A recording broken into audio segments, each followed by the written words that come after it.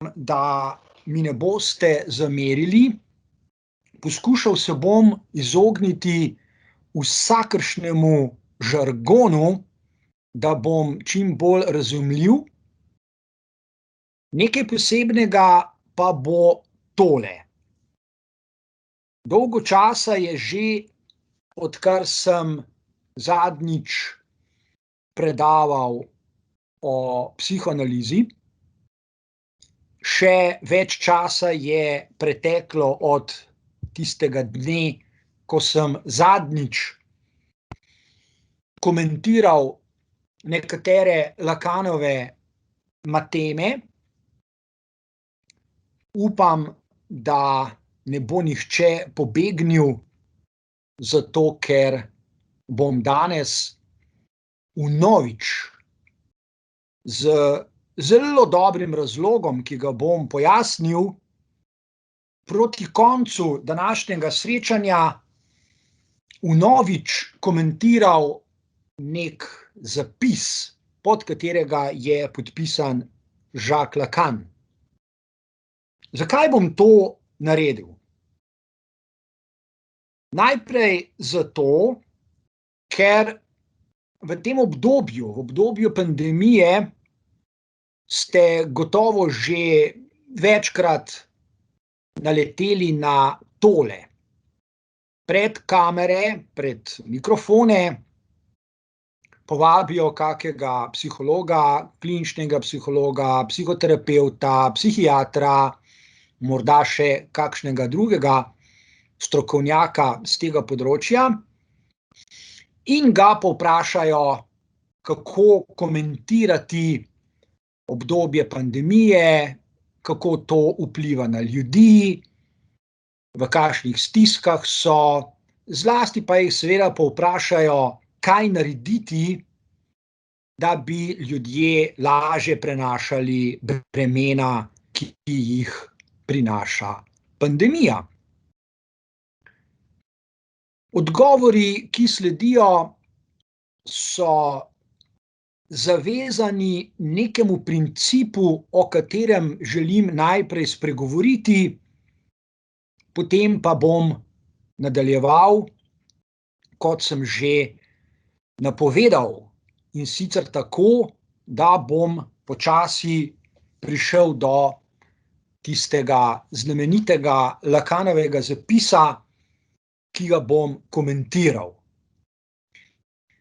Še enkrat, zakaj bom to storil? Rekel sem čisto na začetku, da bom naredil nekaj posebnega. V svojem življenju sem imel že na tisoče predavanj pred najrazličnejšim poslušalstvom oziroma gledalstvom in dovolj dolgo časa se že ukvarjam s preučevanjem ljudi in tega, kar imamo lahko ljudje med seboj. Poudarjam, kar imamo lahko med seboj, kar bi lahko imeli med seboj, pa pogosto nimamo, da bi bil še lahko naiven in da ne bi vedel tega, kar bom povedal v nadaljevanju. V času, ko sem bil študent, in to je bil ravno pravi čas, ko je človek mlad, je pogosto bolj dovzeten za kakšna spoznanja kot kasneje v življenju. Ni vedno tako, pravim, pogosto pa je. V tem obdobju, torej ko sem bil študent, sem dobil v roke izvrstno knjižico, pod katero je podpisan Russell Jacoby. Russell Jacoby je zgodovinar in napisal je čudovito knjigo z naslovom Družbena amnezija. Podnaslov te knjige je Kritika sodobne psihologije. To je bila v tistem času seveda kritika psihologije od začetka 20. stoletja pa približno do leta 1980. Zakaj Russell Jacoby napiše knjigo družbena amnezija s podnaslovom Kritika moderne psihologije in zakaj je ta knjiga danes še pomembnejša, kot je bila pred desetletji. V predgovoru k knjigi Christopher Lasch, izvrsten avtor, ki je napisal nekaj dobrih analiz narcistične kulture in narcističnega vedenja, zapiše, da je družbena amnezija Russella Jacobija knjiga, ki bi jo moral vzeti v roke vsak človek, ki proučuje to, kar imamo ljudje med seboj ali bi lahko imeli. Zakaj bi jo moral vzeti vsakdo v roke? Med drugim zato, ker ni res, da znanost napreduje tako, da si vsaka naslednja generacija zapomni to, kar je vedela generacija pred njo. V polju humanizma, humanistike, v katerem se gibljem, to prav gotovo velja. Torej, ni res, da so velika spoznanja iz preteklosti danes sploh še v obtoku. In to je moj prvi argument, zakaj se želim vrniti k Jacques Lacanu in komentirati nek njegov zapis. Trdim namreč, da je izjemno produktiven in pomemben za to, s čimer se ukvarjamo mi. Ukvarjamo se, naj še enkrat ponovim, s psihologijo, ukvarjamo se z naravo travmatskih izkušenj in danes, naslov je Posttravmatska rast, se bomo ukvarjali s tem, kar človek lahko naredi, da bi se izognil travmatskim izkušnjam ali natančneje, da bi se izognil temu, o čemer sem spregovoril zadnjič, namreč stopicanju na mestu in kroženju, ponavljanju istega, ne da bi se kaj spremenilo.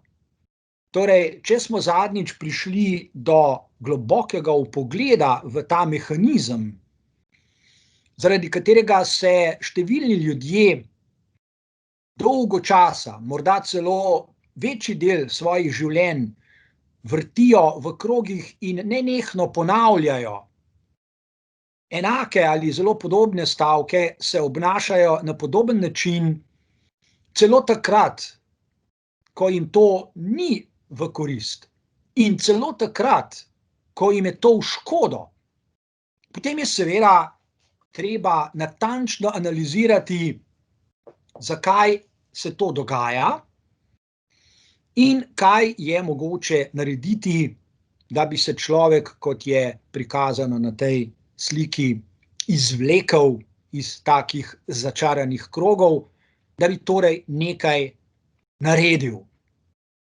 In če se lahko vrnem k dogodkom, ki jih je kar nekaj v zadnjem času, to so dogodki, ko nastopajo različni strokovnjaki, psihologi, psihoterapevti in drugi, potem seveda zlahka ugotovimo, da poskušajo povedati gledalcem, poslušalcem ravno to.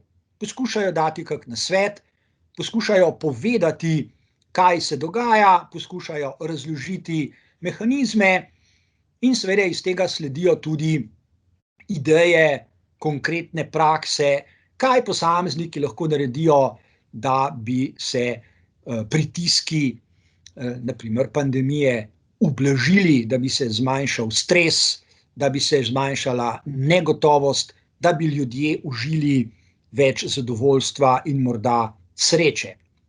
Če je to res in to je res, zakaj potem govoriti še enkrat o istem?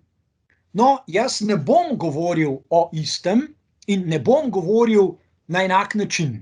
To prepuščam že omenjenim strokovnjakom.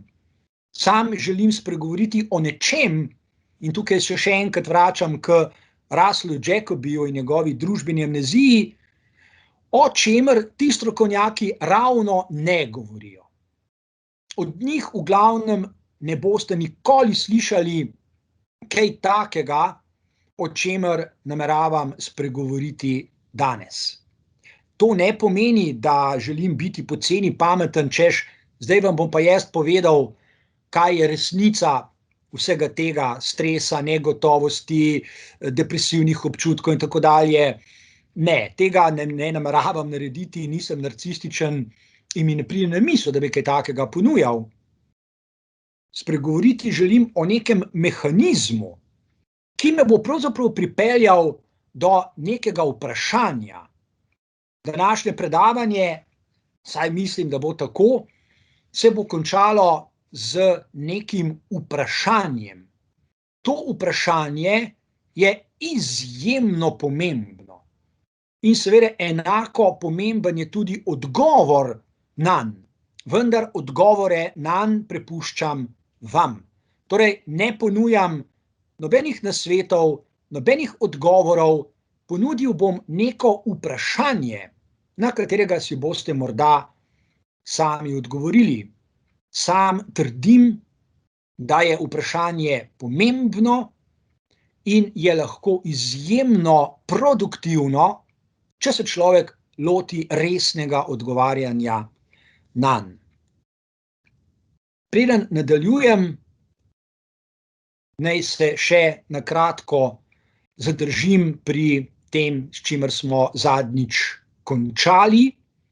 Naj poudarim ob naslovu knjige, ki je pred nami, da imamo posamezniki do določene mere resen problem, govorimo o travmah, o stresu, o depresivnosti in o posttravmatski rasti. Da imamo torej določen problem že zaradi tega, ker včasih, morda celo pogosto, pristanemo na to, kar je tudi v naslovu Russellove oziroma Jacobyjeve knjige z naslovom Družbena amnezija.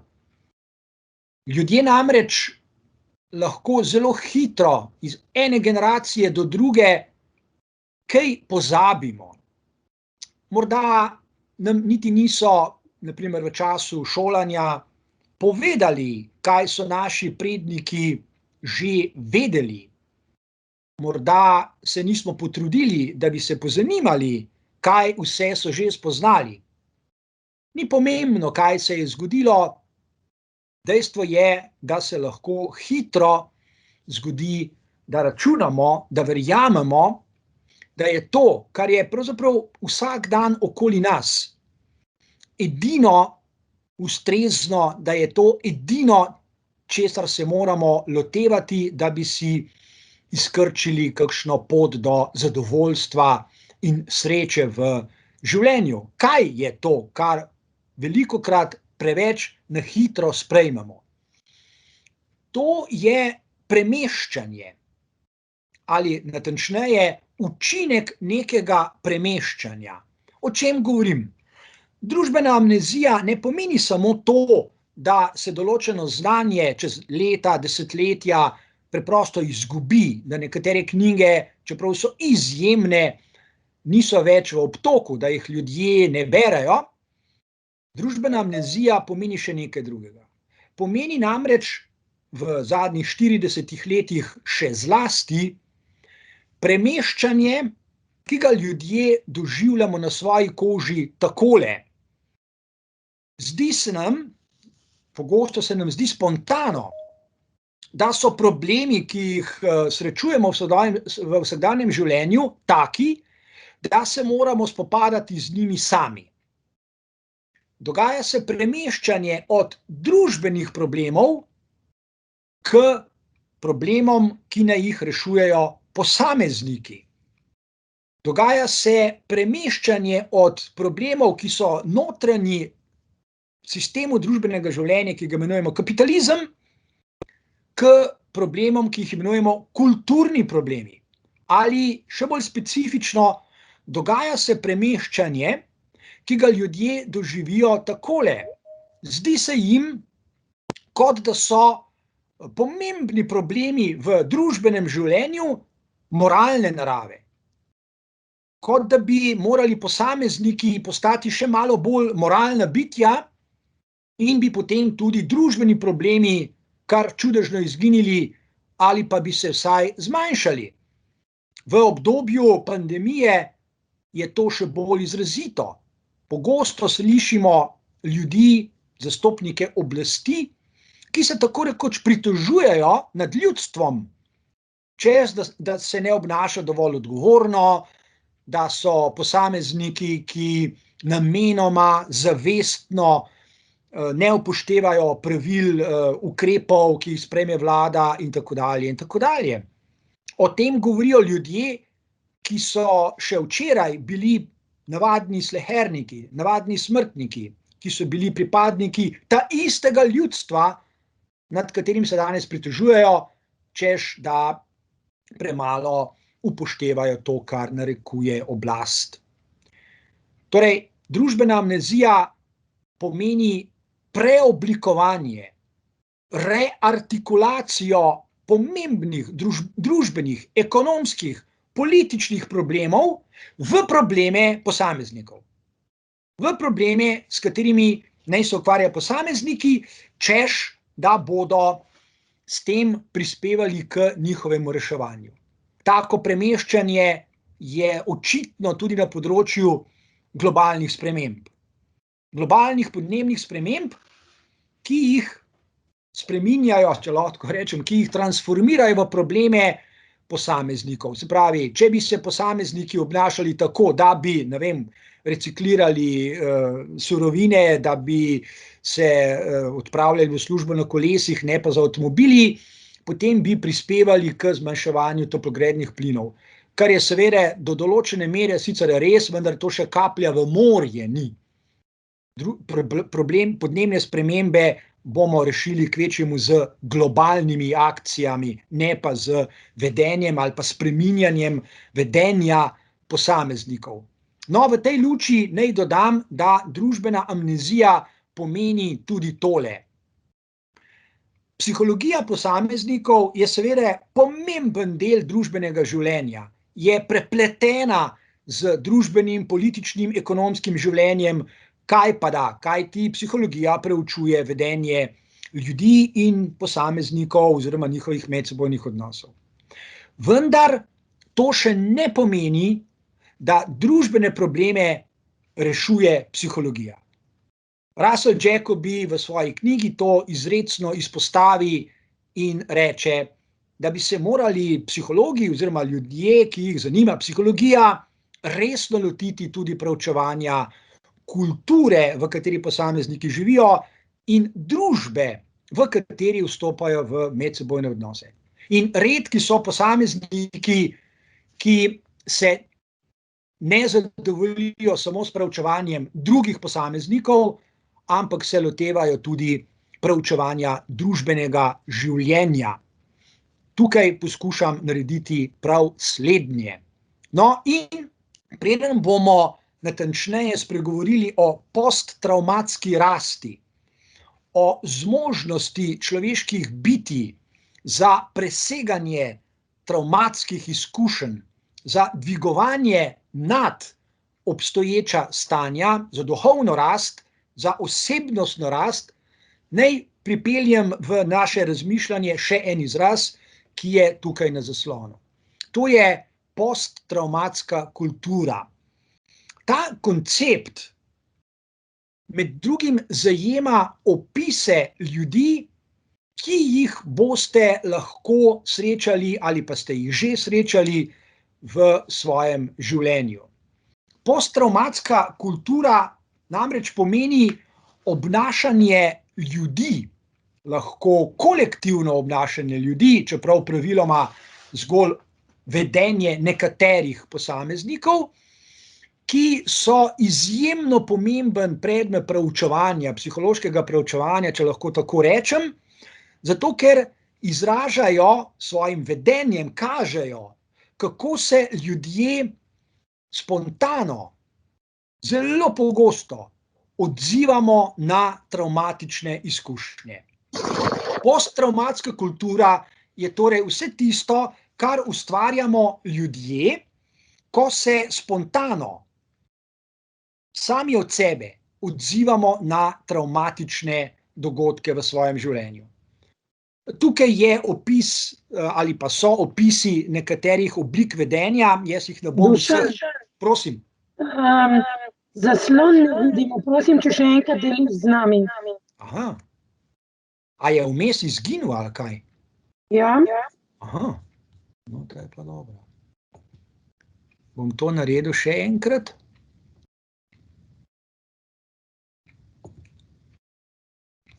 Je zdaj kaj drugače? Ja, vidite. Aha.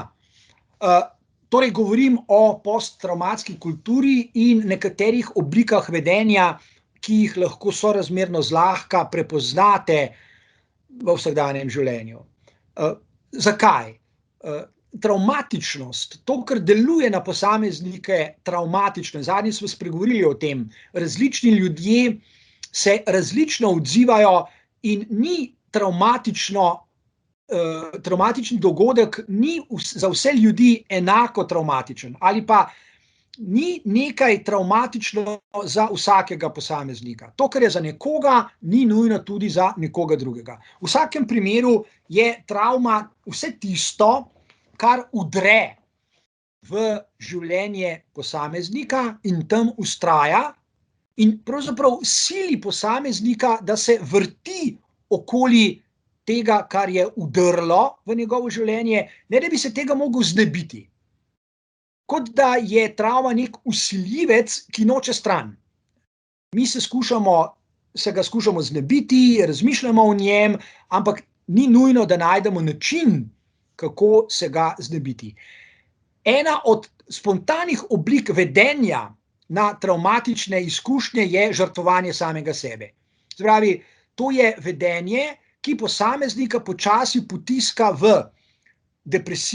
k depresivnim občutkom, v depresivna stanja in seveda na koncu lahko tudi k samomoru. Se pravi, žrtvovanje pomeni odpovedovanje temu, kar je za človeka vredno, pomembno, kar ima za svoje, s čimer se identificira, skratka vse tisto, čemur pripisuje veliko vrednost. Začne se temu počasi odpovedovati in drsi v stanje, ki sem ga prej opisal.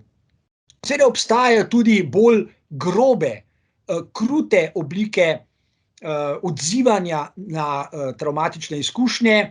Ena je nenadzorovana slast po krvi, to je pesniška metafora, če lahko tako rečem. V resnici se ljudje obnašajo tako, da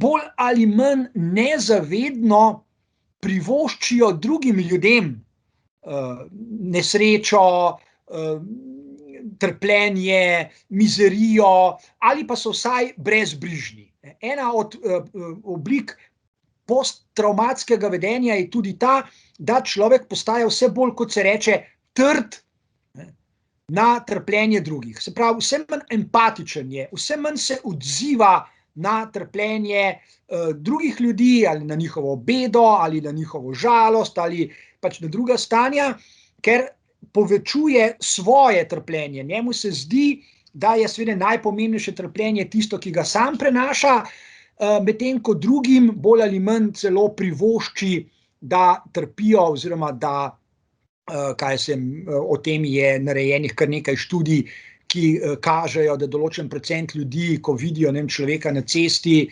da ima infarkt, da ga kap, da tako ali drugače trpi, raje pogledajo stran, kot da bi recimo mu pomagali. Se pravi, to je ena dosti groba oblika socialnega vedenja, zaradi katerega se povečuje trpljenje drugih ljudi.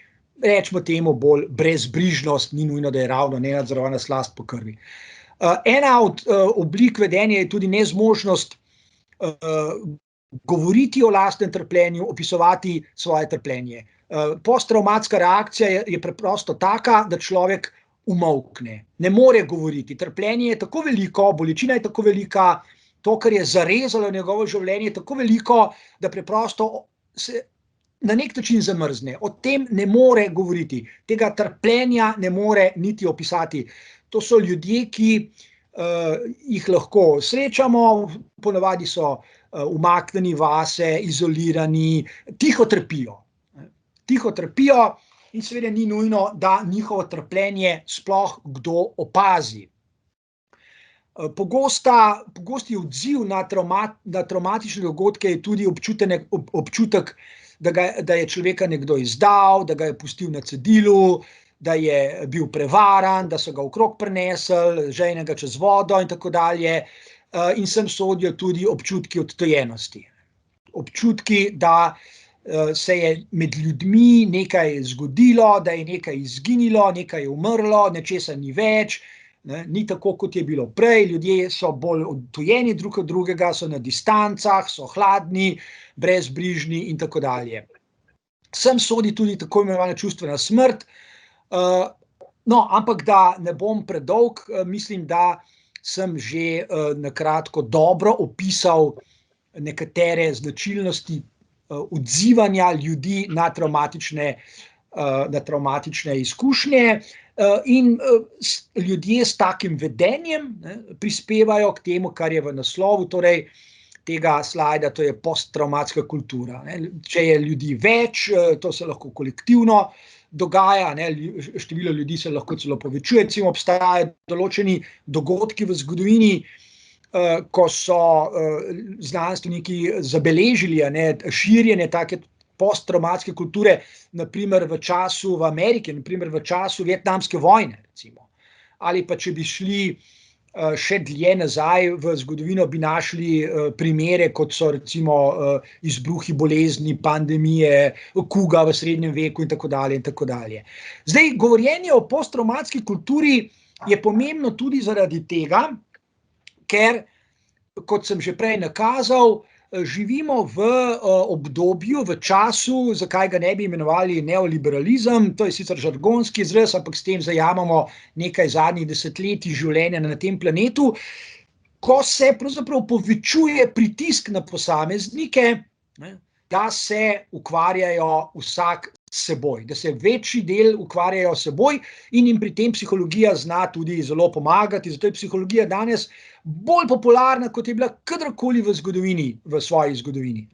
Ker se zdi, da je mogoče s pomočjo psihologije, psiholoških nasvetov, psihologov, psihoterapevtov in tako dalje rešiti številne probleme, ki jih posamezniki, kot sem prej spregovoril, spontano prevzemajo na svoja pleča. Prepoznavajo jih kot psihološke probleme. Nekateri problemi so dejansko psihološki, nekateri so pa v bistvu samo preoblečeni, so družbeni problemi, so politični problemi, so recimo ekonomski problemi, ki jih potem posamezniki prevedejo ali pa pristanejo na to, ko jim drugi strokovnjaki to naredijo, prevedejo v psihološke probleme in jih potem s pomočjo psihologije poskušajo reševati. Seveda so pri tem bolj ali manj neuspešni, kot sem že omenil, kajti s psihologijo ni mogoče reševati ekonomskih ali pa političnih ali pa družbenih, zgodovinskih, naprimer, problemov. V Sloveniji recimo je to zelo očitno pri obujanju, kot temu pravijo politiki, ideoloških tem iz preteklosti. Za slovenski narod je še vedno travmatično vsakršno razmišljanje ali razpravljanje o tem, kdo je bil leta 1941 na pravi strani komunisti / partizani ali oni drugi. 70-80 let pozneje ta travma še vedno vztraja, ljudje se v glavnem ne premaknejo nikamor. Zdaj, prevajanje problemov v psihološke probleme in poskusi reševanja takih problemov s psihologijo imajo še en velik problem, še ena težava, ki se ji približamo, če poskušamo razumeti tale izraz, ki je na slajdu, in to je, da bi torej razumeli to, čemur se počasi približujemo, govorimo o posttravmatski rasti, potrebujemo še en koncept. To je koncept socialnih možganov. Namreč travmatične izkušnje, to, da se človek lahko dolgo časa vrti okoli njih, ne da bi jih lahko premagal ali presegal, začnejo spreminjati anatomijo možganov. To vemo. Danes si bomo ogledali en posnetek enega članka, ki je bil objavljen prejšnji teden. Danes lahko to vidimo, dobesedno vidimo, mi vemo, kaj so socialni možgani, tukaj je na kratko zapisano, kje v možganih potekajo procesi, s katerimi mislimo, tako imenovane socialne možgane. Socialni možgani so pravzaprav vse tiste nevronske mreže in vsi tisti procesi v možganih, ki so ključni za razumevanje tega, kaj človek misli, o čem razmišlja, kakšna so njegova prepričanja in kakšne so njegove intence oziroma namere. Na kratko, torej, socialni možgani na ta način, prek teh procesov, razmišljanja, razumevanja prepričanj drugih ljudi, razmišljanja o tem, kaj drugi ljudje nameravajo, kakšne so njihove želje, interesi, potrebe in tako dalje, lahko razumemo drug drugega. Zato so socialni možgani pravzaprav ključni za naše medsebojno razumevanje, ki terja, zahteva v osnovi prevzemanje perspektiv drugega človeka. Če se zmanjša prevzemanje ali pa zmožnost za empatijo, zmožnost za razumevanje perspektiv drugega človeka, potem se seveda ipso facto zmanjšuje tudi možnost, da se razumemo. Zmanjšuje se možnost, da presegamo lastna prepričanja, lastna mnenja in vztrajamo pri njih. In bolj, ko seveda vztrajamo pri njih, manjša je možnost, da bomo razumeli mnenja in prepričanja drugega človeka, kajti zelo verjetno je, da ima vsaj do določene mere drug človek drugačna prepričanja kot mi, drugačna mnenja, drugačne intence, drugačne namere, drugače razume svet, drugače ga razlaga. Torej, najbrž je popolnoma jasno, da je empatija eden ključnih mehanizmov za medsebojno razumevanje. In seveda, zdaj se že počasi bližamo tudi k začetku razumevanja tega, kar imenujemo posttravmatska rast. Eden od ključnih mehanizmov je ta, ki sem ga ravno omenil, in to je empatija. Posttravmatska rast, mislim, da je to treba na tem kraju zelo poudariti, ne pomeni, da posameznik nekaj naredi. Posttravmatska rast se ne začne tako, da posameznik sprejme nasvete kakšnih psihologov, psihoterapevtov, da se loti kakšnih praks, ki jih je prebral, recimo v kakšnem priročniku in tako dalje. Trdim, da se posttravmatska rast začne z empatijo, se pravi s pomočjo drugega človeka. Kajti, če bi bilo tako preprosto, da bi se posameznik lahko uspešno lotil posttravmatske rasti, potem bi se to najverjetneje že zgodilo. Saj vsak človek lahko odide v knjižnico, vzame v roke kakšen priročnik, prebere kakšno knjigo, se obrne na kakšnega psihologa, dobi nasvete ali pa gre na medmrežje, kjer je tega, kakor hočete, in se loti posttravmatske rasti. No, tako preprosto ni.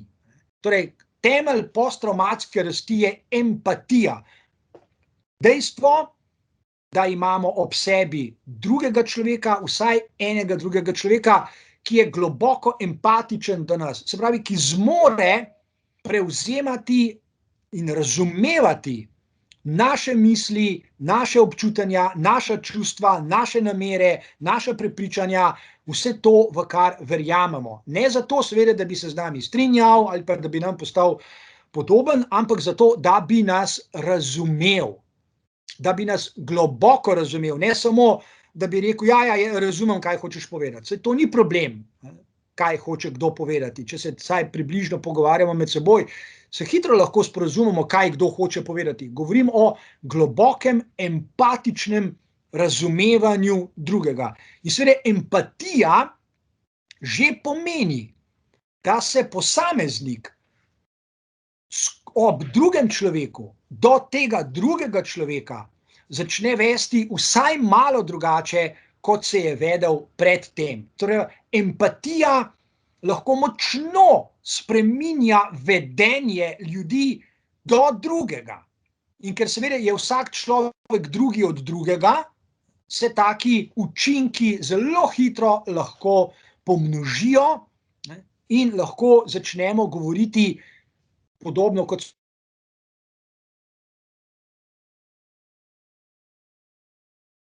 smo prej govorili, še o travmatski kulturi, vendar na drugačen način kot prejšnjič. Prejšnjič smo rekli, smo si ogledali nekaj spontanih odzivov ljudi na travme. To so spontani, ne da bi se človek lahko česarkoli oprijel, se pravi refleksni, takojšnji odzivi na travmatične izkušnje. O posttravmatski rasti, posttravmatski kulturi lahko govorimo na popolnoma drugačen način, če je v izhodišču empatija, empatični odnos do drugega človeka. Se pravi, ko človek ni več sam v odnosu do lastnih travmatičnih izkušenj, ampak se jih loteva, če lahko tako rečem, prek drugega, s pomočjo drugega oziroma s pomočjo empatije, s katero se drugi človek naslavlja na nas. To je moja osnovna ideja, torej, da se lotevamo travmatičnih izkušenj, travmatičnih dogodkov, travmatičnih idej, travmatičnih občutkov in tako dalje, skupaj, s pomočjo, torej drug s pomočjo drugega. To je samo naslov raziskave, na katero se zdaj sklicujem, navajam jo kot referenco, in to je samo en hiter prikaz socialnih možganov.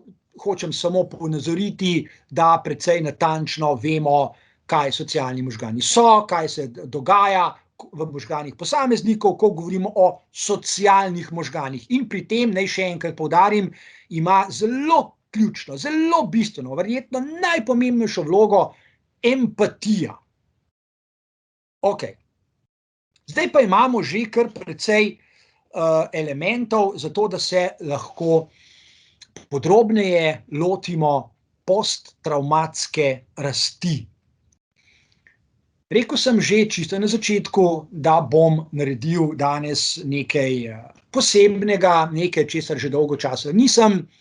Jacques Lacan s svojim matemom nas čaka na koncu, približal pa se mu bom s pomočjo dveh ali treh idej, pod katere je podpisan Friedrich Nietzsche.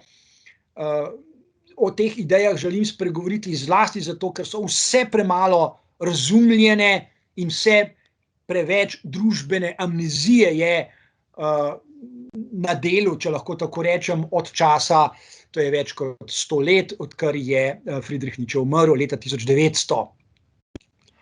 Če začnem zelo počasi.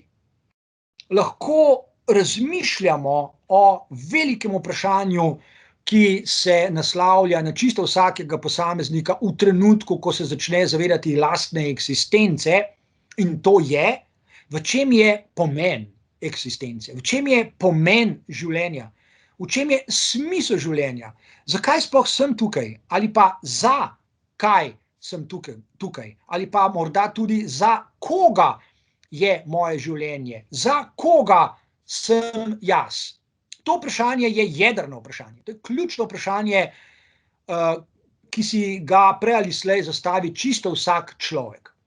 In seveda, takojšnji odgovori na to vprašanje so lahko precej travmatični, lahko so precej težki, lahko so taki, da človek doživlja na svojih plečih, kot se temu reče, težo eksistence. Ljudje skušajo odgovoriti na ta vprašanja, ampak zdi se, da se lahko in pogosto tudi se odgovori na vprašanja nekako izgubljajo.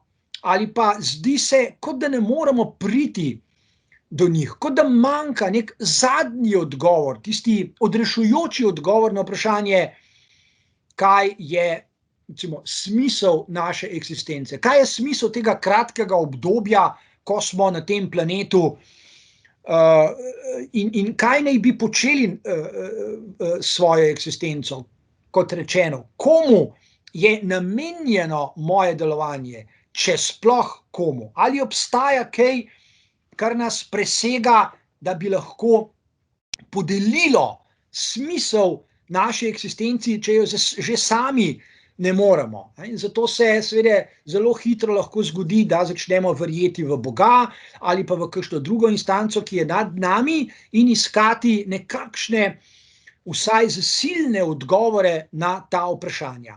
Obstaja pa še druga plat ta istega spraševanja, ki ga zasledimo pri Friedrichu Nietzscheju.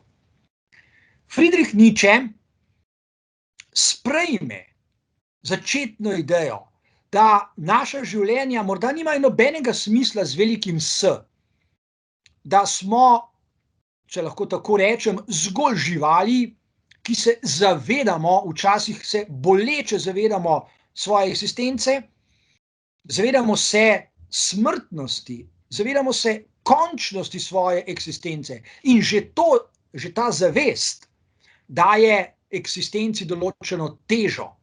Spontana zavest človeškega bitja o življenju že prinaša tudi določeno težo, določeno breme. Ni namreč enostavno in lahko desetletja živeti z zavestjo, da se počasi vsakdo od nas bliža koncu. Ni enostavno.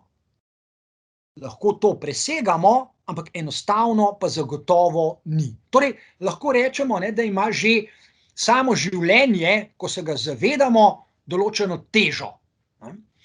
Zdaj, Nietzsche torej sprejme idejo, da morda naše življenje nima nobenega posebnega smisla, nobenega namena, nobenega končnega cilja, da smo pač samo končna smrtna bitja in da je to vse. Potem pa reče, naj bo to izhodišče za nadaljne razmišljanje oziroma za vprašanje, ali je možno, da človek svojo željo, ne mislim zdaj na potrebe, ki jih zadovoljujemo, na interese in tako naprej, ampak mislim na željo. In to nas potem pripelje do tega, kar sem že dvakrat obljubil na koncu Lakanovega matema oziroma grafa želje. To smo pogledali na koncu. Torej, a lahko preobrazimo svojo željo? Zdaj je ta hip, 2 dni je do Božiča, se bolj ali manj vsi srečujemo z natanko tem, saj ni to problem, ampak z tem vprašanjem, kako je z našimi željami. In po malem si zdaj vsakdo od nas želi, da bi drugi empatično ugotovili, kakšne so naše želje, da bi nas presenetili, da bi nas navdušili, skratka, pričakujemo darila. In Nietzsche pravi, ali lahko preobrazimo to, kar spontano razumemo pod izrazom želja. Se pravi, želim si to, želim si oni predmet, želim si novo kolo, želim si več denarja, želim si, boljšo službo in tako naprej. Ali to lahko preobrazimo tako, da rečemo, ali pa še bolj natančno, Nietzsche se vpraša, ali je možno, da človek ne želi ničesar. Seveda na prvi pogled se zdi, da je to absolutno nemogoče, da ne moreš želeti ničesar, da vselej si boš nečesa želel in tako naprej. Vendar je treba biti malo bolj previden, pa malo bolj natančen, pa malo bolj potrpežljiv. Ni nujno, da je ta prvi spontani odgovor tudi zadnji, da je najboljši. Skušal bom na koncu torej pokazati, da je psihoanaliza natanko skozi razumevanje nezavedne želje svojevrsten odgovor na Nietzschejevo vprašanje, ali lahko preobrazim svojo željo tako, da želim ničesar, oziroma tako kot pravi Nietzsche, da želim nič. Ne samo, da ne želim ničesar, ampak želim sam nič. In kaj bi to bilo? Seveda, tukaj so nastavki za vrsto nesporazumov, ki so nastali v zadnjih 100 in nekaj letih, zaradi katerih so tudi Nietzscheja obtoževali nihilizma. Vendar moramo biti zelo natančni. Nietzschejevo razumevanje nihilizma ne pomeni, podobno kot prej, če se spomnite, sem spregovoril o nekaterih odzivih ljudi znotraj posttravmatske kulture, človek je brezbrižen, človek si misli, naj gre vse skupaj v tri franže, naj vse skupaj propade. Nihilizem ne pomeni, da človek pade v depresijo, naredi samo ne. To nima veze z Nietzschejevim razumevanjem nihilizma. Nietzschejevo razumevanje nihilizma pomeni, da človek lahko samega sebe duhovno preobrazi tako, da želi nič, da pravzaprav na nek radikalen način obvladuje svojo željo, da si ne želi tega, onega, tretjega, četrtega in tako dalje, kar je seveda za življenje v kapitalizmu izjemna skušnjava. V kapitalizmu je zelo težko ne želeti si tega objekta, onega objekta, vsega tega, kar nam pač svobodni trgi ponujajo. Pa Nietzsche vendarle vztraja, in jaz skupaj z njim danes, da je možno na ta način obvladovati svojo željo. Seveda to ne pomeni, da zdaj človek ničesar nima. Še vedno imamo svoje interese, ki jih poskušamo zadovoljiti, imamo svoje potrebe, ki jih poskušamo zadovoljiti, ampak strogo vzeto je mogoče želeti nič. In Nietzsche poudarja, da to ni depresivna želja, to ni, da se človek preda in reče na vprašanje, kaj si pa ti želiš, pa reče, ja, nič, brez veze, življenje je nesmiselno, jaz bom naredil samomor, ne želim si ničesar več. Ne in še enkrat ne. Zato, da bi razumeli Nietzschejevo razumevanje nihilizma, potrebujemo še en koncept. In to je koncept, ki nastaja tam nekje v 50-ih, 60-ih letih prejšnjega stoletja. To je koncept subjekta. Poskušal bom pokazati, zakaj ravno koncept subjekta, zakaj potrebujemo nov izraz, nov koncept, zakaj ni zadosti koncept, ki smo ga poznali že prej, koncept jaza, ali koncept osebnosti, ali koncept osebe, na primer. Zakaj potrebujemo nov koncept? Zdaj, prvi odgovor, Nietzschejev odgovor na vprašanje je, da je možno razumeti človeško bitje kot simbolno bitje, se pravi kot bitje, ki zmore ne samo presegati lastna stanja, duhovno rasti, osebnostno rasti in tako dalje, ampak zmore še nekaj drugega. To nekaj drugega si bomo ogledali čisto na koncu ob že omenjenih Lacanovih matenih. Torej, kaj je to nekaj drugega? Kaj lahko naredi človek v svojem življenju kot subjekt?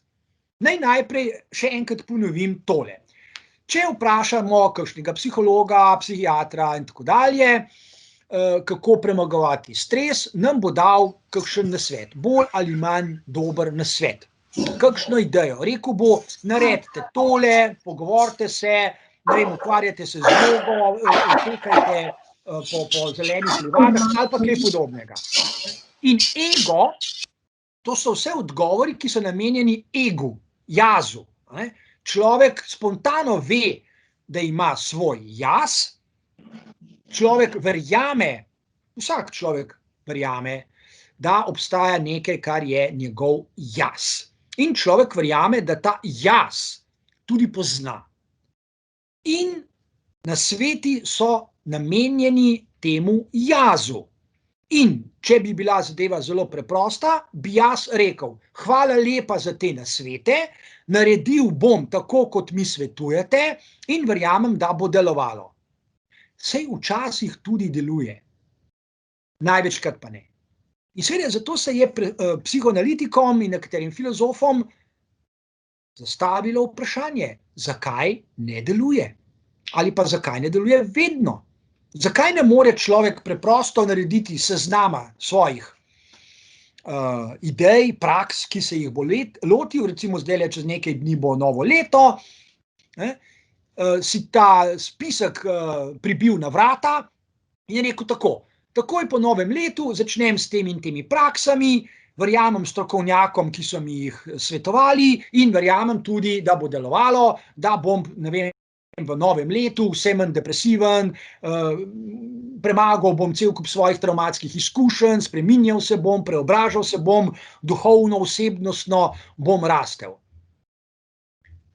Pravim še enkrat, če bi bilo tako preprosto, potem bi to ljudje že dolgo časa počeli in vsi bi bili srečni. Pa ni tako, enostavno ni, ker nekaj manjka. No, in to, s čimer si lahko pomagamo, je koncept subjekta. Kako torej zdaj razumeti ta subjekt, ki ni ego, ki ni jaz? Tukaj na zaslonu je zdaj ena stopnja Lacanovega grafa želje.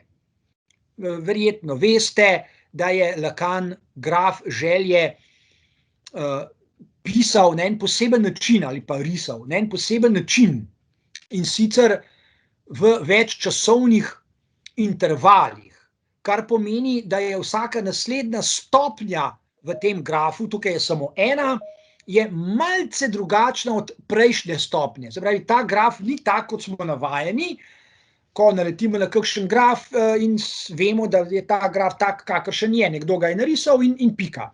Tukaj je drugače. Prva stopnja je malo drugačna od druge, ta je drugačna od tretje in ta je drugačna od četrte. S tem Lacan poskuša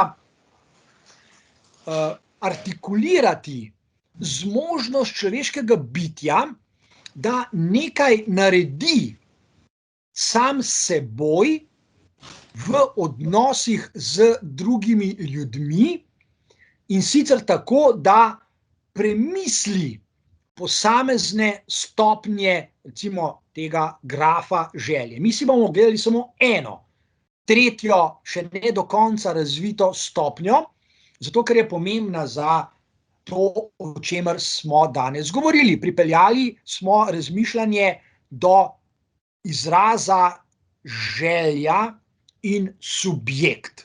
Rekli smo, da so zadeve veliko bolj zakomplicirane, kot se zdi jazu, kot se zdi vsakdanji zavesti, kar pomeni, da potrebujemo koncept subjekta, da bi razumeli eno zmožnost človeškega bitja, ki jo bom zdaj v nadaljevanju opisal.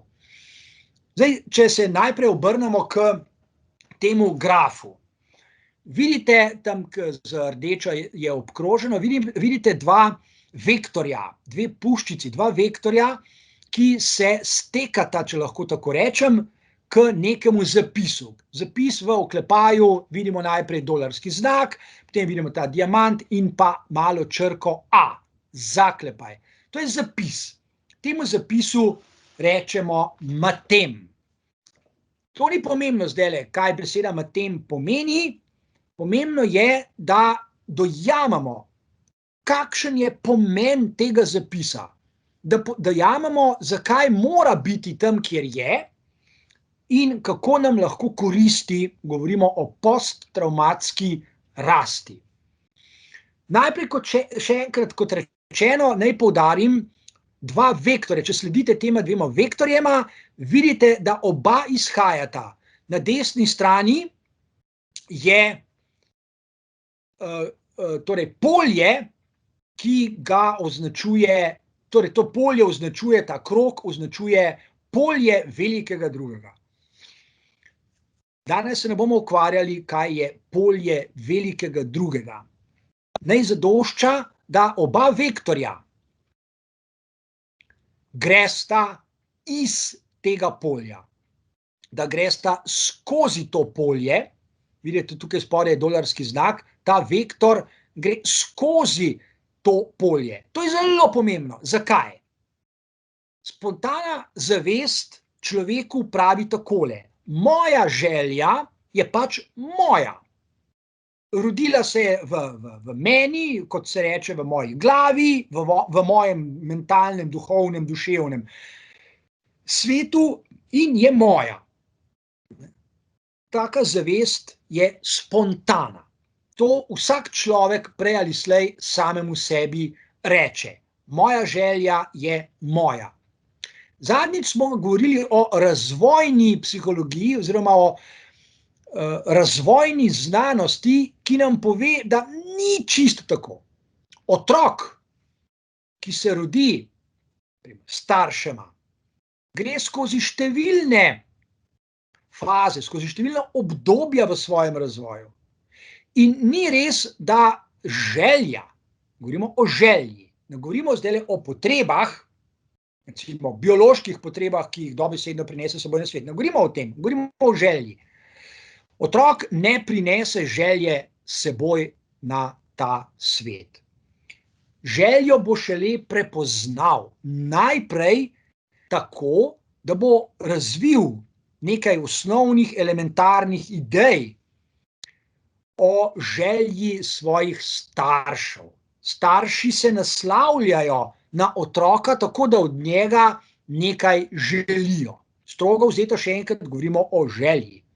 Otrok dojame, da starši nekaj želijo od njega in se nauči razvijati svojo željo ob željah svojih staršev. Ali še enkrat po domače rečeno, znotraj tega kroga, ki je tukaj na desni strani. Znotraj tega polja se otrok nauči želeti. Med drugim to pomeni, da lahko nastanejo določene zadrege pri tem razvijanju želje, kajti številni ljudje to poznajo v analizah, ljudje, pacienti pripovedujejo o tem, pripovedujejo namreč o tem, da je bilo svojo željo zelo težko razviti, ker je bila recimo dominantna želja matere, ali pa želja očeta, ali pa želja obeh.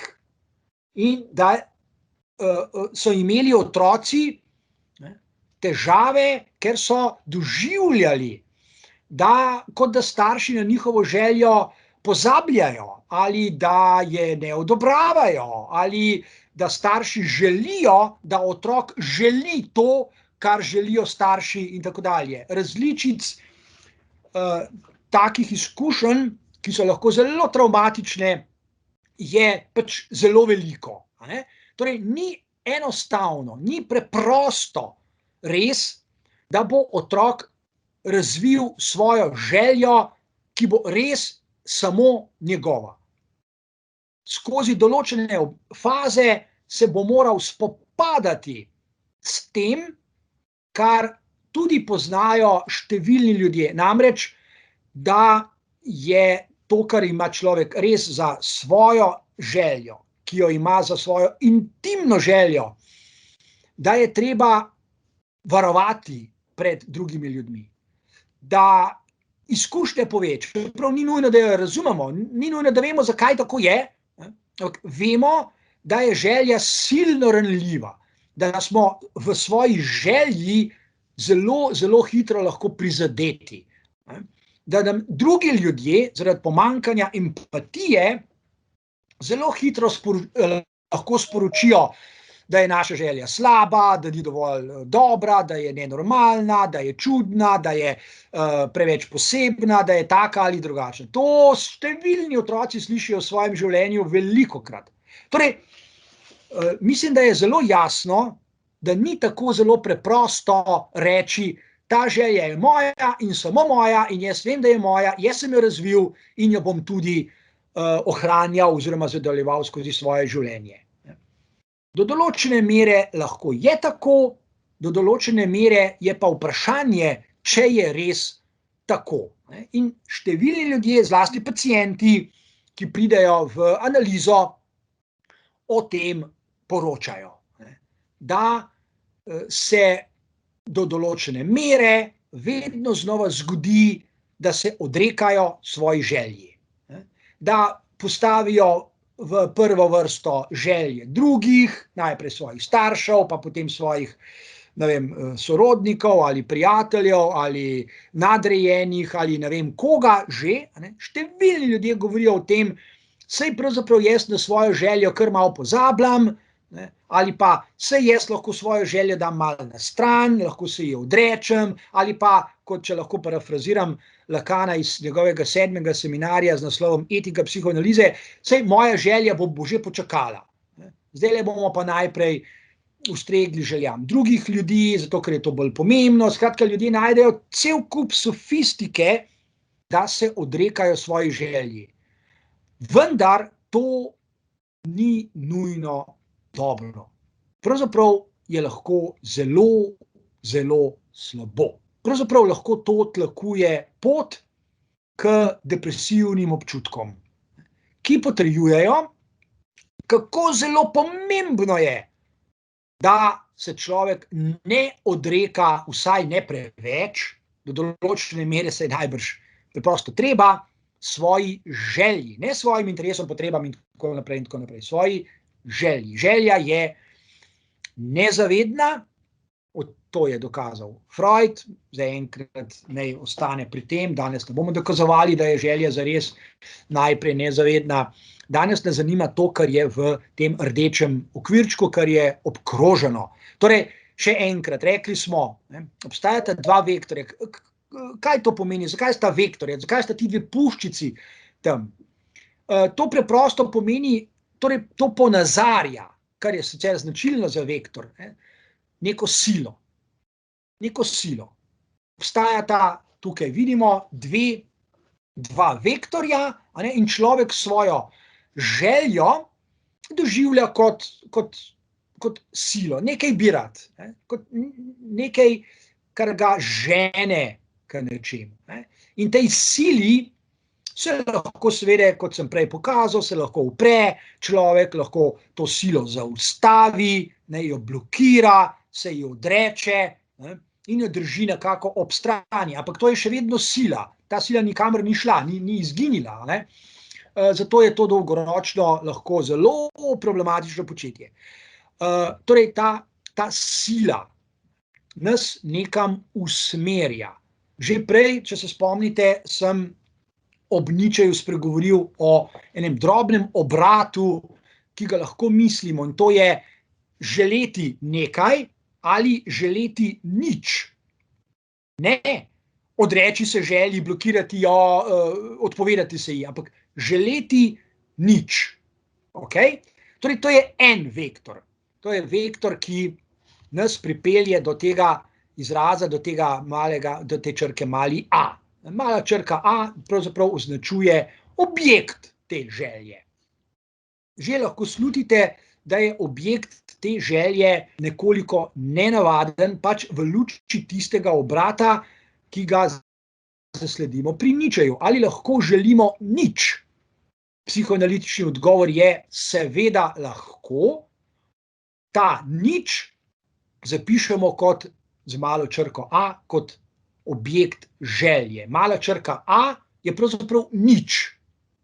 Okay? In je objekt želje. Drugi vektor nas pripelje do črke, do tega dolarskega znaka, do tega prečrtanega S-a, ki je znak za subjekt.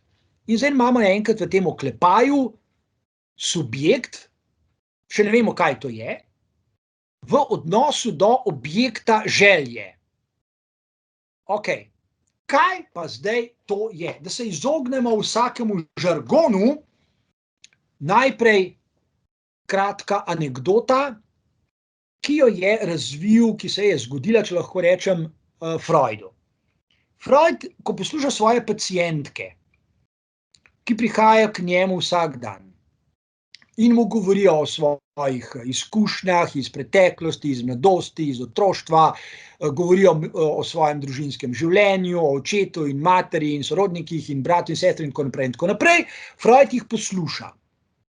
In počasi spoznava, da so v njihovih življenjih obstajali nekateri dogodki, ki so očitno prispevali k njihovemu trpljenju, ki so povečevali njihovo bedo, ki so na koncu privedli pacientko k Freudu na kavč.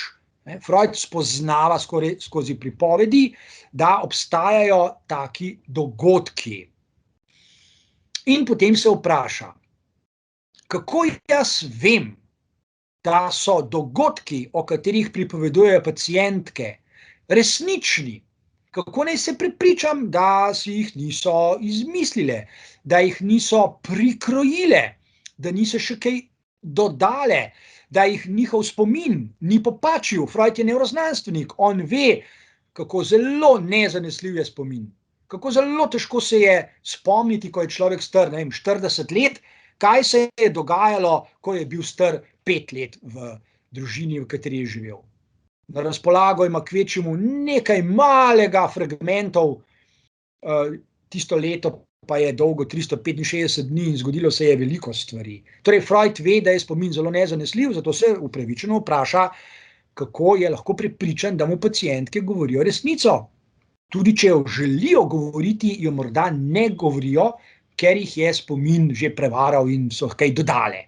In Freud seveda preprosto odgovori, ja ne vem, ne morem se prepričati, ker ni nobenih empiričnih dokazov, ki bi jih pacientke lahko prinesle s seboj. Ni bilo kamer, ni posnetkov. Skratka, Freud ne ostane nič drugega, kot da jim verjame, da je bilo res tako, kot pripovedujejo. Ampak Freud ve, če bi poklical k sebi še sorojence ali pa starše te pacientke in bi njih povprašal po istih dogodkih, da bi najverjetneje bile njihove pripovedi bistveno drugačne. Kako je to mogoče? Freudov prvi odgovor na to vprašanje je: mogoče je zato, ker vsak človek razume to, kar se mu zgodi, skozi posebna očala, če lahko uporabim to metaforo. Ta očala so posebna zato, ker, in zdaj se strogo obračam na tale zapis, dolarski znak torej subjekt v odnosu do objekta želje. Torej, človek razume sebe, svet, preteklost, druge ljudi, medsebojne odnose skozi očala, ki se v žargonu imenujejo fantazma. Fantazma je scenarij, ki ga zgradimo, ki ga ustvarimo, in sicer tako, da ima pri tem zelo pomembno, ključno vlogo to, kar imenujemo objekt želje.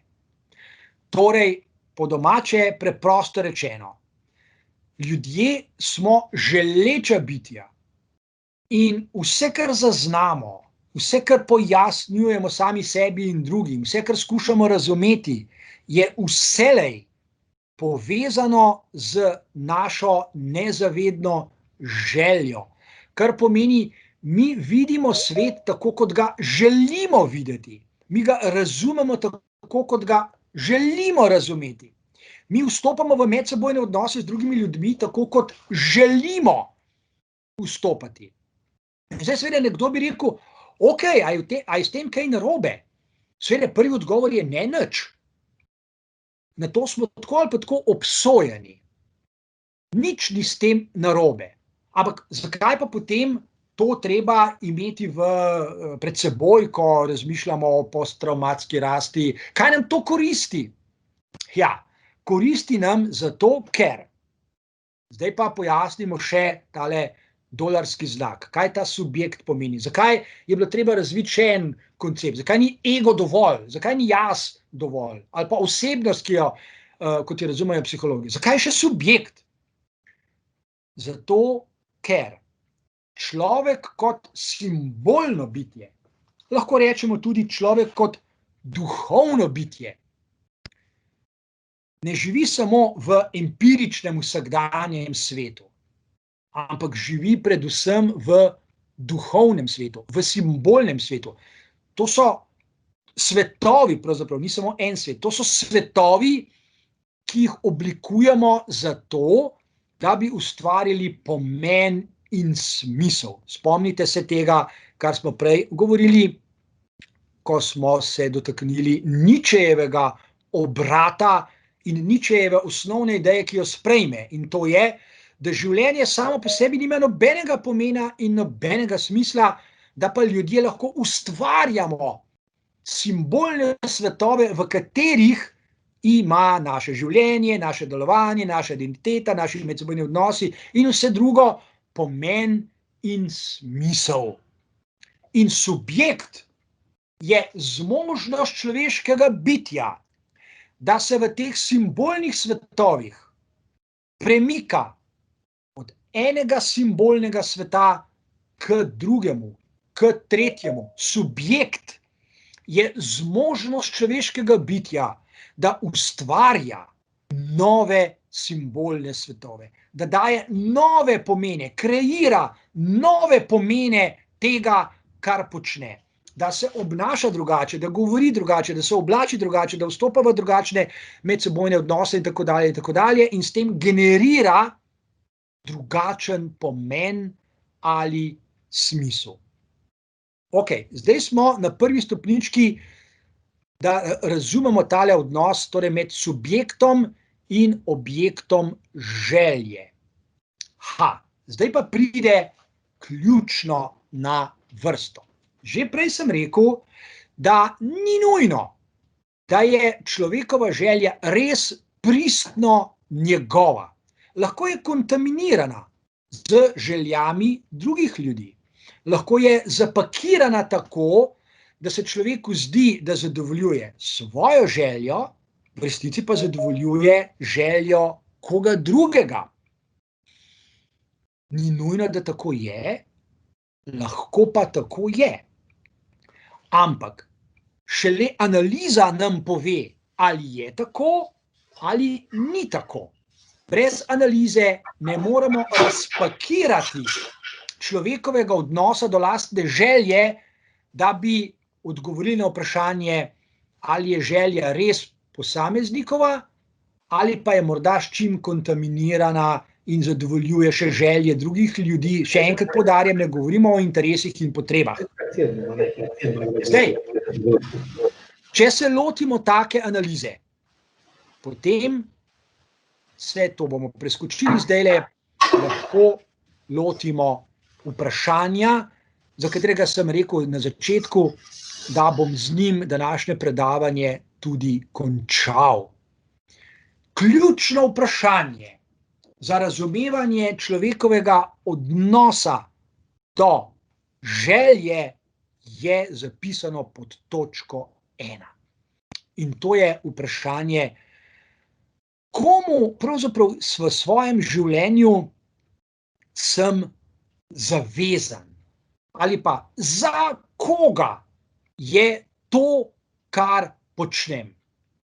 Ni samo zame, ker smo socialna bitja, ker smo povezani z drugimi ljudmi, ker želje nastajajo v odnosu z željami drugih, ker smo ujeti v potrebo po empatiji in tako dalje in tako dalje. Torej je to vprašanje zelo na mestu. Za koga je to, kar jaz počnem? A jaz sploh vem, meni se zdi, da je samo zame, ni pa nujno. Ali vem, komu pravzaprav odgovarjam za svoje početje? Ali vem, komu polagam račune, če lahko uporabim še enkrat to metaforo. Vsi poznate izraz, s katerim pogosto starši strašijo svoje otroke, pa tudi ljudje strašijo drug drugega, namreč zastavljajo si tole vprašanje, daj moraš malo pomisliti, kaj bodo drugi ljudje rekli. V bistvu je to, praviloma je to zastraševanje. Zdi se, da se moramo bati drug drugega, da se moramo bati nekih imaginarnih drugih ljudi, da ne bodo si kaj mislili groznega, hudega, ne vem kakšnega, o tem, kar mi počnemo. In tukaj se že skriva osnovni vzvod za odgovor na vprašanje, komu pravzaprav polagamo račune? Komu bi bili radi všeč svojim početjem? Komu smo odgovorni? Ali pa, če hočemo še bolj zaostriti, koga se bojimo, da ne bi prepoznal naše prave, resnične želje? Pred kom se skrivamo? Komu skušamo prikriti lastno željo in se samo sprenevedamo? Ali pa za koga hlinimo? Ali pa, če hočete malo bolj grobo, za koga smo licemerni? Za koga smo hinavci? Komu pripovedujemo eno zgodbo in komu o istem čist drugo zgodbo in tako dalje. Torej, to so vprašanja, na katera moramo odgovoriti, da bi si prišli na čisto glede svoje želje. Potem pa manjka samo še nekaj, na kar moramo tudi odgovoriti. In to je, kako se obnašamo v vsakdanjem življenju kot subjekti. Rekel sem že, da je subjekt zmožnost človeka, da prehaja iz enega sveta, duhovnega, simbolnega, v drugega. Vprašanje seveda je, ali si to sploh upam, ali si sploh želim. Zdaj se vračam čisto na začetek k začetni definiciji travme. Človek se lahko celo navadi, vsaj do določene mere, na lastno trpljenje. Človek se lahko navadi, da se ne premakne, da kroži, da ene stvari vedno znova ponavlja, ker mu to prinaša določene občutke varnosti, predvidljivosti, rutinskosti in tako dalje. Ni nujno, da se sploh želi kam premakniti. No in vidite, tukaj natanko na tej točki so vsi nasveti bob ob steno. Če se človek ne želi, strogo vzeto, kot smo danes pogledali, premakniti iz enega simbolnega sveta v drugega, potem so nemočni. Vsi psihiatri, vsi psihoterapeuti, vsi psihologi in sploh vsi, ki mu svetujejo to in ono, kaj ne. Celo sam človek je nemočen, ko svetuje samemu sebi, ko si reče, tole bom naredil, ali pa ko si obljubi, saj bom tole poskušal spremeniti, onega se bom lotil in tako dalje in tako dalje. Zdaj, temeljno vprašanje, in s tem bomo danes počasi končali, temeljno vprašanje je, koliko si sploh upamo želeti iz enega simbolnega sveta, v katerem se lahko počutimo bolj ali manj domače, tudi če kaj trpimo, ali tudi če je včasih to življenje bedno in mizerno, koliko se želimo premakniti v drug svet. Kaj bi ta drug svet lahko bil? Mislim, da je daleč največja težava pri tem ta, da ni odgovora vnaprej, da ne morem vedeti, kakšen bi ta drug simbolni svet lahko bil. Da ne morem vedeti, 100% pa sploh ne, kaj mi bo to prineslo, v kakšne nove medsebojne odnose bom vstopil, katere nove ljudi bom srečal, katere nove ideje bodo vzniknile v tem simbolnem svetu in mi dale misliti, kateri novi občutki se bodo pojavili in tako dalje in tako dalje. In s tem se vračam čisto na začetek k našemu prvemu predavanju in k Aristotelu, k njegovemu pojmovanju duše, k entelehiji, kot jo imenuje. Aristotel pravzaprav pove zelo podobno, kot smo mi danes skušali razviti idejo človekove želje. Človek je zmožen, dodajmo, kot subjekt za življenje v najrazličnejših simbolnih svetovih, ni pa nujno, da se iz enega sploh želi premakniti v drugega. Morda ga je strah, morda je tesnoben, morda je vznemirjen, morda je depresiven, morda preprosto ne upa, zlasti seveda, ker smo obdani tudi z drugimi ljudmi, pomisliti, da bi mu drugi ljudje pri tem sledili. Kaj, če bom ostal sam? Kaj, če bom vse bolj osamljen v tem novem, drugačnem, morda celo bolj zanimivem simbolnem svetu, kot je ta, v katerem živim in ki ga vselej že tudi delim vsaj z enim drugim človekom. To je ključno. In zdaj smo spet pri tem, o čemer sem tudi na začetku spregovoril, če se spomnite, ko sem rekel, kako ključno vlogo v medsebojnih odnosih ima empatija. Manj, ko je empatije, bolj se bojim vstopiti v en drugačen simbolni svet, duhovni svet, ker se bojim, da mi nihče ne bo sledil, da nihče ne bo šel z mano.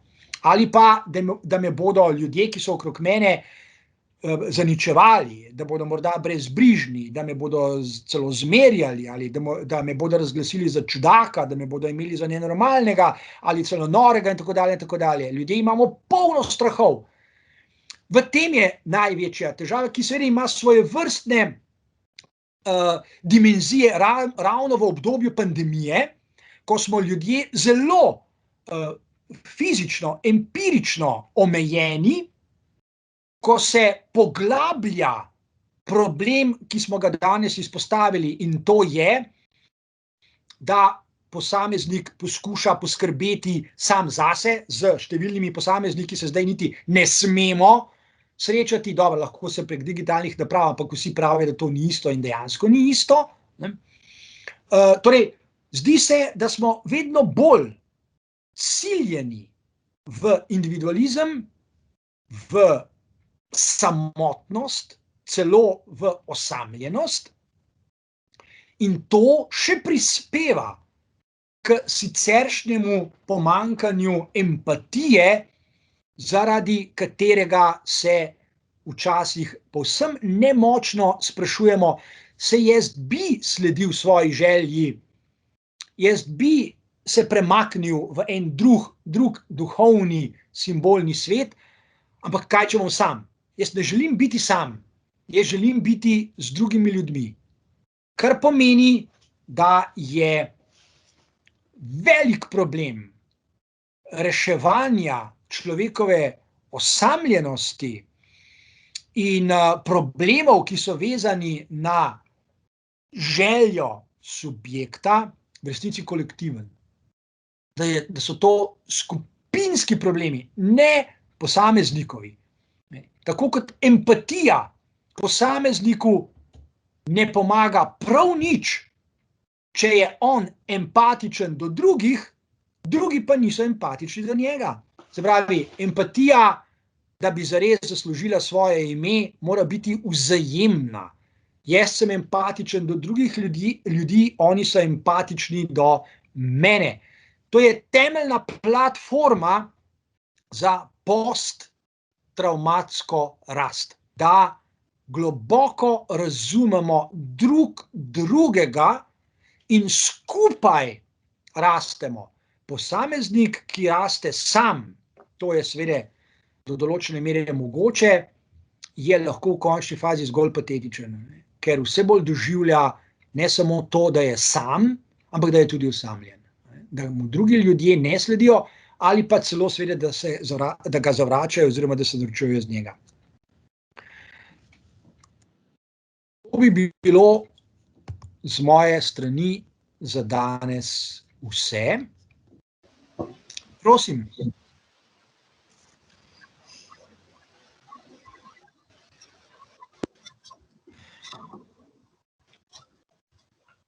Jaz se od vas poslavljam, hvala za predavanje, ker moram iti na drugo srečanje, ko imamo z učenci. Hvala. Tako da najlepša hvala, Dio. Bi pa mogoče jaz vprašala, Irma Golob iz Siriusa. Ja. Vedel ste, da je ključna vloga v temu, kako lahko posameznik se ukvarja oziroma presega te svoje travme, da je empatija. Tako je. Ja, v tem sedanjem času, pa tudi že kar nekaj desetletij, se mi zdi, da smo vedno manj usmerjeni v to, da si želimo razumeti druge, več je teh patoloških narcisov. Prav v tem času pandemije pa se mi zdi, da naša vlada tudi dejansko je izgubila to empatičnost do nas navadnih državljanov, in se z nami obnaša tako res. In zato po moje tudi zelo nekako občutimo eno tako negotovost, tega zaupanja enostavno ni več, tako da se mi zdi, da preko tega se tudi je več stisk potem, Jaz se popolnoma strinjam, in sicer pred nekaj leti, mogoče tam okrog leta 2012, 13, 14 je nastalo več raziskav po svetu, zlasti v Evropi, ampak tudi zunaj Evrope, in sicer zato, ker so različni strokovnjaki, psihologi in drugi začeli torej dvigovati alarm, če lahko rečem, prižigati alarm, ker se je skokovito, res močno povečalo število depresivnih stanj, anksioznih stanj in tudi samomorov, zlasti med tako imenovano Z generacijo. Generacijo mladih ljudi, ki so bili rojeni okrog leta 2000, kar pomeni, da so danes stari tam nekje 20 let, se pravi, takrat so bili najstniki. In potem, ko so raziskovali, kaj se je dogajalo, so izpostavili zlasti dva dejavnika, ki potrjujeta to, kar ste vi rekli. In prvi dejavnik je, da so spet predvsem mladi dobesedno siljeni, strukturno siljeni v življenje na digitalnih, torej omrežjih, prek naprav. Da so digitalni svetovi izjemno privlačni. Privlačni zaradi tega, ker lahko gor klepetamo, kolikor dolgo časa hočemo, filme gledamo. Vsi vemo, kako zelo zanimivo so lahko digitalni svetovi v primerjavi recimo z vsakdanjim življenjem v empiričnem, če tako rečem. To je prvi dejavnik. Drugi dejavnik je pa, da so spet predvsem mladi ljudje zopet strukturno siljeni v neštevilne izbire in siljeni k perfekcionizmu oziroma v polnosti. Da imajo na razpolago ogromno možnosti, med katerimi naj bi izbirali tiste, ki so seveda najboljše in tako dalje, in da to v resnici prej povečuje anksioznost, negotovost, občutke krivde, občutke neadekvatnosti, nisem se dovolj dobro odločil, nisem najboljši, kot pa da bi to povečevalo srečo in zadovoljstvo. In tretji dejavnik, ki je pa že sicer vgrajen v naša življenja, ne samo v generacijo Z, življenje generacije Z, je pa tekmovalnost. Tekmovalnost. Dokler časa smo bolj ali manj seveda prisiljeni ali pa saj sami sprejemamo v tekmovalnost, potem empatija nima kaj početi v takem življenju. Jaz nimam kaj empatičen biti svojim nasprotnikom, če lahko tako rečem malo bolj grobo. Če z nekom tekmujem, zakaj bi bil jaz empatičen? Jaz ga skušam sam premagati. Empatija po definiciji pomeni, da sem drugemu človeku naklonjen. Empatija po definiciji pomeni, da sem si pripravljen vzeti veliko časa za njega. Usesti se, bova eno kavo spila, pokramljala, povej mi, govori mi, jaz te bom poslušal, se bom poskušal postaviti v tvoje čevlje in tako dalje. Dokler imamo malo časa in se nam vedno znova nekam mudi, empatija nima kaj početi pri tem. Ti, sorry, moram iti, imam sestanek zdajle, a imaš na kratko 2 minuti. Ne moram jaz človeka razumeti, če imam 2 minuti na razpolago. Se poglobiti v njega. Ne. In sploh ne more priti do tega, o čemer smo danes govorili. Moja željo itak varujem pred celim vesoljnim svetom, da se norca iz mene dela, da ne bom prizadet, da ne bodo me imeli za čudaka. Se pravi, kaj v naša vsakdanja življenja potiskamo na površje, ko smo skupaj. Je to, kar je najmanj rekel spornega, dajmo se pogovarjati o vremenu, malo o virusu, malo šimfajmo vlado, malo bla bla bla, malo small talk, malo čvek. Svoje želje se še dotaknil nisem. Sej, to običajno vsakdanje življenje tudi ne terja nobene empatije. Če se jaz pogovarjam s sosedom o vremenu, tle nima empatija kaj početi. Sosed reče, sneg pada, jaz rečem, prav imate sosed. Torej, empatija pravzaprav ima svojo funkcijo šele, ko si vzamemo prvič veliko časa, drugič, ko ne tekmujemo drug z drugim, ampak smo vnaprej, a priori, naklonjeni drug drugemu, in ko imamo izraženo željo, da se razumemo. Razumevanje drugega ne more biti drugačno kot globoko razumevanje. Površinsko razumevanje nima kaj početi. Jaz vas površinsko zlahka razumem in vi tudi mene. Živimo v tem obdobju, smo taki ljudje, imamo take interese, moj konjiček je Facebook profil, da skrajšam. Facebook profil je življenje, rekel, na površju. Ampak tisto, kar je pa nosilec pomena in smisla moje eksistence, je pa po definiciji pod površjem. In tle se strinjam z vami, če ste to hoteli reči, z pospeševanjem življenja, dinamičnostjo, hitrostjo, individualizmom, tekmovalnostjo, medsebojnim primerjanjem in tako dalje. Mi na velika vrata izrinjamo empatijo. Tle nima svojega mesta. Struktura našega življenja, pravzaprav, ne mi posamezniki, struktura našega življenja izrinja empatijo, izrinja sočutje. Mi se moramo zaradi tega za sočutje, empatijo, razumevanje drugega, mi se moramo pravzaprav potruditi.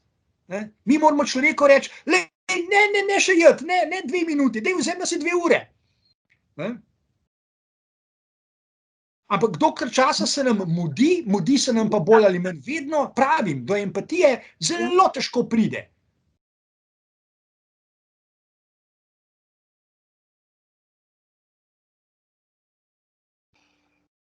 Recimo drobna zgodba, ki mi zdaj včeraj smo šli v Volčji potok na zvečer, ko se tiste lučke tam. Fenomenalna izkušnja. A veste zakaj? Prvič, nobenega nobene muske ni bilo, tišina.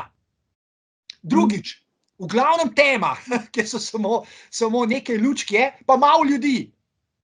Mislim, fenomenalno, čist nova izkušnja. Jaz sem se prav počutil, wow, le koliko je dober. Ni gneče, ni unga tuc, ni ne vem kva, da je nekaj tle se bliska, tam se bliska uno, ampak tisto, v miru, lepo. In zanimivo je, kako je to vplivalo na vse nas, ko smo šli, pač celo družino, sama ta zunanja struktura, hodimo počasi, uživamo pravzaprav v svetlobi, bolj pa v temi, malo ljudi je, tako ritem se upočasni, zdaj imamo pa čas za pogovore, empatijo, globoko razumevanje, medsebojna naklonjenost, noben ni živčen, noben mu se nikamor ne mudi.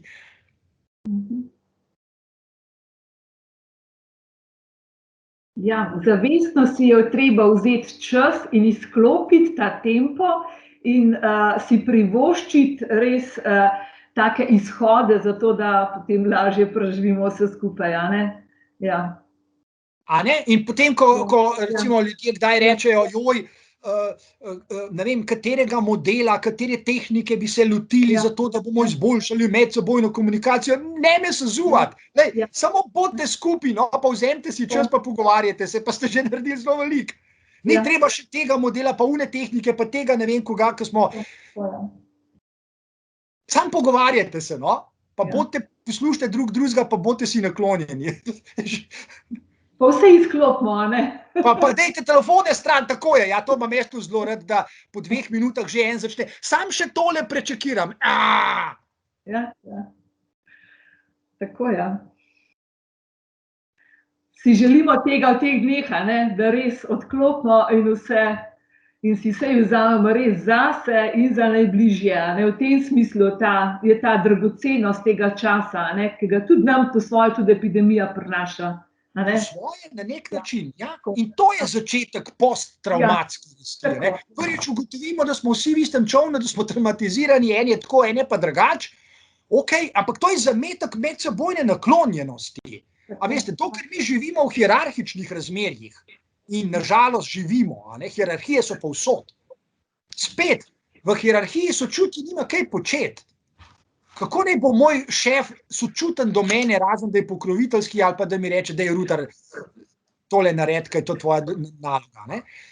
Sočutje, empatija terjajo pravzaprav medsebojne horizontalne odnose. Tekmovalnost pa ne, a ne, tekmovalnost hoče hierarhijo, jaz sem več kot vi, moja plača je višja kot vaša. Ne? Tako, ja. Gospa Vladimira ima roko gor, pa potem gospa Majda. Mislim, da gospa Majda Štor, tako da če želite kaj vprašati, si samo zvočnik prižgite. Ja. Jaz bi se samo zahvalila za spet eno tako fajn predavanje, kada spet malo misliti. Je pa res tudi čar tele naše epidemije, da smo se pa lahko majčkam približali eden drugemu, ker v tej gonji za vsem skupaj smo se res kar malo odtujili in tudi to paše. Tako da vam želim lepe praznike pa vse dobro v novem letu. Hvala enako, se strinjam z vami.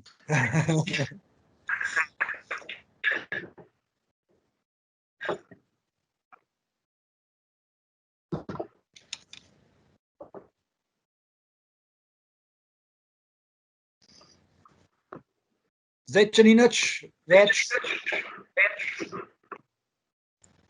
za reči, potem mislim, da bi lahko zaključili. Jaz bom kar v duhu tega, kar smo zdaj zadnje rekli, resnično pa ne želim, da to zveni kot fraza, vam želim res veliko miru, umirjenosti, spokojnosti in pa v to sem pač preprosto sveto prepričan in bom vedno zmožnosti, želim vam veliko zmožnosti za empatijo.